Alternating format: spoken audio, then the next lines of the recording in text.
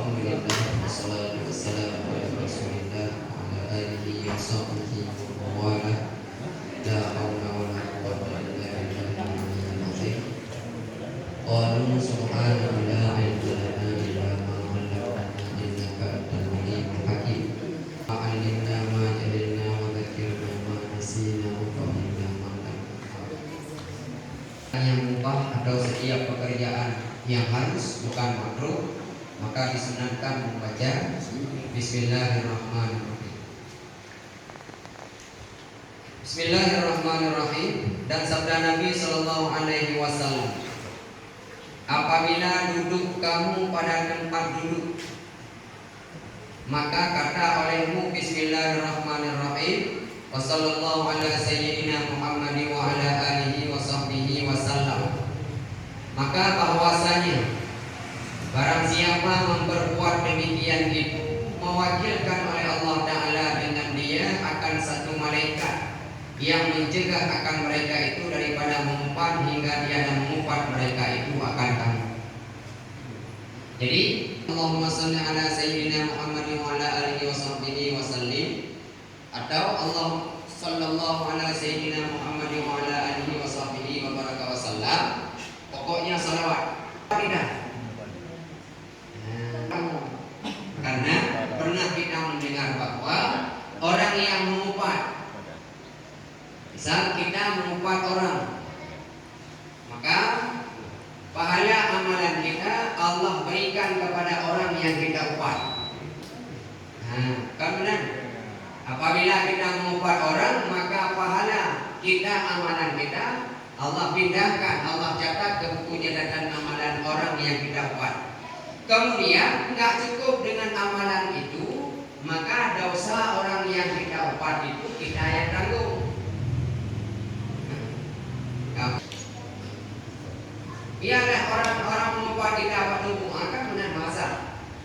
Karena amalan kita, orang amalan dia diberikan untuk kita. Jadi begini, kalau seandainya orang lain masih ada benci di dalam hatinya untuk kita, orang lain ada rasa benci untuk kita, maka pada ketika itu kita masih ada dosa yang belum diampuni oleh Allah. Berarti masih ada masalah dengan kita ketika kita diumpat orang. Jadi ketika kita masih diumpat orang, berarti kita ada dosa yang rahasia. Jadi nggak bagus juga kita kalau diumpat orang. Jadi baca Bismillah dan baca salawat. Wa sallallahu ala sayyidina Muhammadin wa ala alihi wa sahbihi wa baraka wa sallam. Atau Allahumma salli ala sayyidina Muhammadin wa ala alihi wa sahbihi wa barik wa sallim.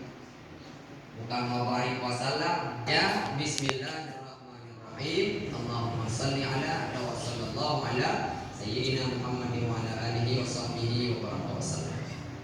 Dan tersebut pada kabar tiada daripada seseorang yang mengkasat, yang maksud, yang masuk kepada rumahnya, melainkan mengikuti akan dia oleh syaitan.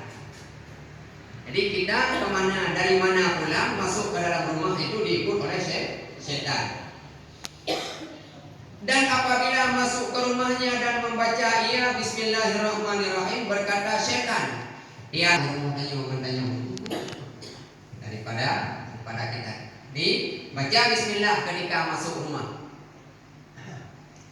Panjang kita baca Bismillah dengan kita baca Assalamualaikum. Kapan kita baca Bismillah dengan Assalamualaikum? Kalau ini pintu, di sana kita baca di daerah sana, di sebelum segala taplok selok, sebelum kita lepas sandal selok, Assalamualaikum. Di sana Assalamualaikum. Kalau ada orang di rumah, kalau nggak ada orang, jangan besar-besar kalaupun baca salam. Beda-beda satu. Jadi kapan kita baca Assalamualaikum? Ketika masih di luar sana. Artinya kalaupun nggak ada teras, masih di depan pintu. Itu pintu. Kita baca Assalamualaikum. Ketika mau masuk baru Bismillahirrahmanirrahim. Baik, assalamualaikum. Tangi murun kanan dulu. Nah, misal sudah masuk ke dalam. Yang pernah mengibadah tadi, dibaca tadi. Kamu sering-sering baca Quran di dalam. Amin. Maka kata Nabi, jangan jadikan rumahmu itu seperti kuburan. Kan seperti kuburan itu nggak boleh baca Quran di kuburan. Tetapi di kuburan kan ini baca Quran kan jenazah dulu. Orang meninggal semuanya maka sunyi nggak ada baca Al-Quran. Nah, jadi kalau seperti itu penjelasan lebih lain daripada itu boleh. Kalau seandainya nggak boleh kita baca Quran, bisa diharamkan. Wayahrum dan haramlah bagi orang yang berhadas kecil, bagi orang yang nggak ada air wudu baca Al-Quran, nggak ada orang sama dia. Banyak sekali bacaan-bacaan mulai daripada qul a'udzu birabbil falaq, qul a'udzu birabbin nas, Al-Fatihah kita baca gitu. Sementara kita kadang nggak ada air sembahyang, nggak ada wudu. Boleh sah. Jadi baca bismillah nggak mesti ada air. Ada air wudu lebih afdal. Jangan sebab kita kenakan. Jadi yakin dengan sebab harus ada air wudu baru boleh baca bismillah, anak ulun baca bismillah. Artinya bukan nggak ada orang baca bismillah waktu sembahyang saja. Kan gitu. Kita cuma waktu sembahyang kan. Satu lagi.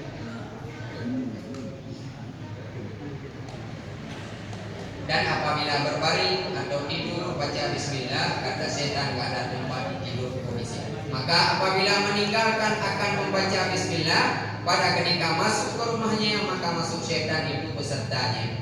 Dan apabila tidak membaca bismillah dan kala makan, maka makan ia dengan setan.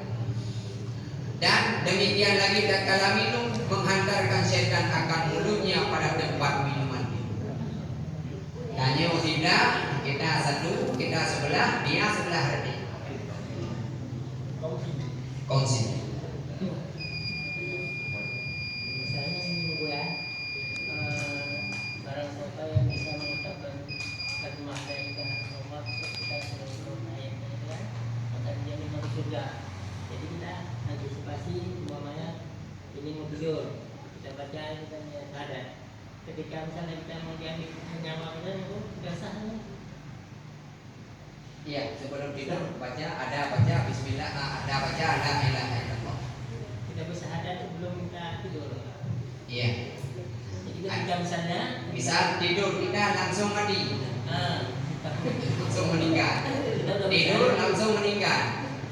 Tidur itulah tidur selamanya. Ada yang mengatakan dihitung baca bismillah, ada dihitung ada baca la ilaha illallah. Tetapi yang dihitung baca la ilaha, ada satu pendapat yang lain yang dihitung ketika sedang mabuk-mabuknya itu sempat nggak kita baca la ilaha. Jadi begini istilahnya, ala bisa karena biasa. Sesuatu yang biasa kita baca maka terbacalah ketika walau kita nggak sadar. Begini, waktu ada ketika baca la ilaha illallah, kelebihan baca la ilaha illallah, maka baca la ilaha illallah sampai berdarah daging. Bagaimana berdarah daging? Ketika nggak sadar kita, ketika latah kita, ketika terkejut kita, nyat dibaca. Assalamualaikum warahmatullahi wabarakatuh. Sallallahu wasallam ala nabi sayyidina Muhammadin wa alihi wa sahbihi